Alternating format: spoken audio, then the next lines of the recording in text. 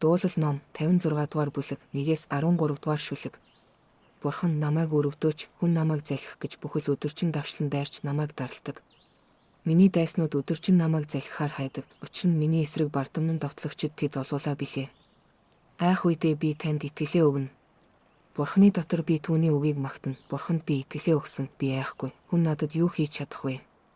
Бүхэл өдөржин тэд миний үгсийг гуйуулдаг. Тэдний бүх бодол миний эсрэг хор хөнөөлийн төлөө юм.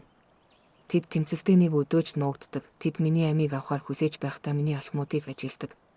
Бурхан хорон муугаас болж тэдэнд нөхөн төлөөж уур хилэнгээр хүмүүсийг номхотгооч. Миний төөрөн явсныг та тоосон билээ. Миний нулимсыг тулмандаа хийгээч. Тэд таны номд бичигдээгүй гэж үү? Тэгвэл миний дуудах өдөр дайснууд минь ухарна. Үүгээр би Бурхан миний талд байгааг мэднэ. Бурханы дотор би үгийг магтана. Эзэн дотор би үгийг магтана. Бурханд би итгэлээ өгсөн бөгөөд би айхгүй. Хүн надад юу хийж чадах вэ?